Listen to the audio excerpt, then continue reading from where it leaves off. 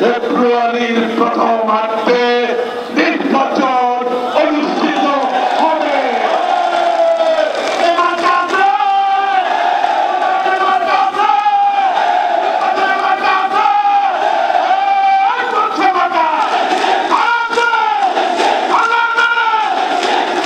মার্কাকে বলতে হয়, বাংলাদেশের মানুষ মার্কা জানে, বাংলাদেশের মানুষের হৃদয়ে আছে মার্কা। কোন মার্কা? কোন মার্কা?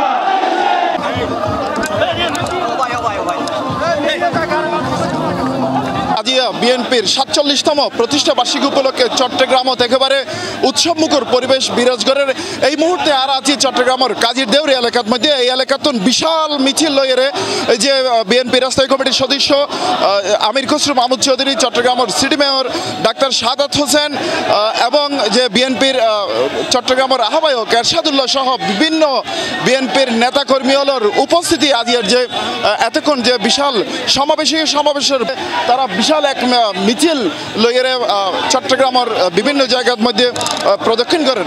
দর্শক আর সরাসরি দেখায় যে আজিয়া চট্টগ্রামের যেই বিএনপির ৪৭তম প্রতিষ্ঠা বার্ষিকী উপলক্ষে একান উৎসবমুখর পরিবেশ তৈরি হয়ে আসলে পুরো মিছিল হয়তো এখন দেখানো এইভাবে সম্ভব নয়, কিন্তু আর যতটুকু পারি দেখায় যে নেতাকর্মীগুলোর স্লোগানে মুখরিত পুরো চট্টগ্রাম শহরের যে কাজী দেউরি এলাকা আছে, এই কাজী দেউরি এলাকা।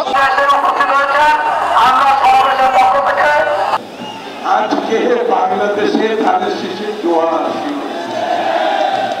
এই জোয়ারের দ্বিতীয় বাধাগ্রস্ত করতে চাই, তারা ফেসে যাবে।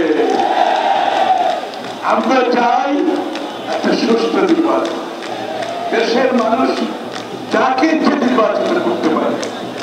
এখন কেউ যদি মনে করে তারা নির্বাচিত হতে পারবে না, এই জন্য নির্বাচন হওয়ার প্রয়োজন নাই, সেটা তাদের সমস্যা, এটা বাংলাদেশের মানুষের সমস্যা না, তাই না? আপনার সমস্যাকে বাংলাদেশের মানুষের সমস্যাকে আপনি সমাধান করতে দেবেন না আপনার নিজের মতলবের জন্য, লাভের জন্য। এটা হতে পারে? সুতরাং বার্তা পরিষ্কার, ফেব্রুয়ারির প্রথমার্ধে সমস্ত জনগণ নির্বাচনের দিকে এগিয়ে যাচ্ছে। আমরা বলতে চাই ইনশাআল্লাহ আগামীতে 2026-এর যে নির্বাচন হবে, সেই নির্বাচনে 16 বছরে ওনার যে ত্যাগ স্বীকার উনি করেছে, মানুষের মৌলিক অধিকার, গণতান্ত্রিক অধিকার রক্ষার সংগ্রামে যেভাবে আন্দোলন সংগ্রামের নেতৃত্ব দিয়েছে, সর্বোপরি জুলাই আগস্টের যে বিপ্লব হয়েছে সেখানে ছাত্র জনতা শ্রমিক রাজনীতিবিদদের উদ্বুদ্ধ করেছে। আগামী 2026 সালের নির্বাচনে ধানের শীষে ভোট দিয়ে দেশ নায়ক তারেক রহমান খালেদা জিয়ার নেতৃত্বে বাংলাদেশ জাতীয়তাবাদী দল আবারও ইনশাআল্লাহ ক্ষমতায় আসবে। বিজয়ের মালা তারেক রহমানের গলায় বাংলাদেশের মানুষ দেওয়ার জন্য প্রস্তুত হয়ে আছে। গোষ্ঠী বিশেষ সেই নির্বাচনমুখী কার্যক্রমকে ব্যাহত করতে চায়। আমাদের সকলের সজাগ থাকতে হবে এবং সতর্ক থাকতে হবে যেন কোনো অপশক্তি বাংলাদেশকে নির্বাচনের যে যাত্রা সেইটা থেকে বিঘ্নিত করতে না পারে। একই সাথে দায়িত্বহীনভাবে বলতে চাই, বাংলাদেশে যে নির্বাচন আগামী ফেব্রুয়ারিতে অনুষ্ঠিত হবে, জনগণের ভোটে বিপুল সংখ্যাগরিষ্ঠতা নিয়ে এই বাংলাদেশ জাতীয়তাবাদী দল সরকার গঠন করবে ইনশাআল্লাহ, এবং সেই সরকারের নেতৃত্ব দিবেন বিগত আমলে বিগত দিনে গণতন্ত্র পুনরুত্থানের যিনি সেনাপতি ছিলেন, আমাদের নেতা দেশনায়ক তারেক রহমান। যে তারা যে বর্ণাঢ্য র্যালি চলে, এটা আসলে বিশাল যে এই র্যালির মধ্যে বিপুল পরিমাণ মানুষ আসলে অংশগ্রহণ করে বেগুনেই তারা হইতে স্যার।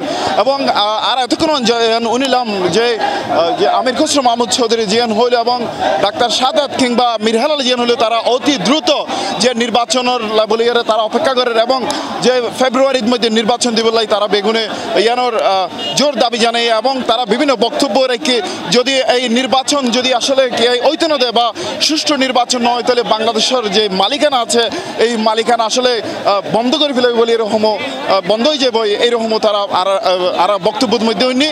জাতীয়তাবাদী দলের প্রতিষ্ঠাবার্ষিকী আজকে অত্যন্ত সফল এবং সুন্দরভাবে সম্পন্ন হয়েছে।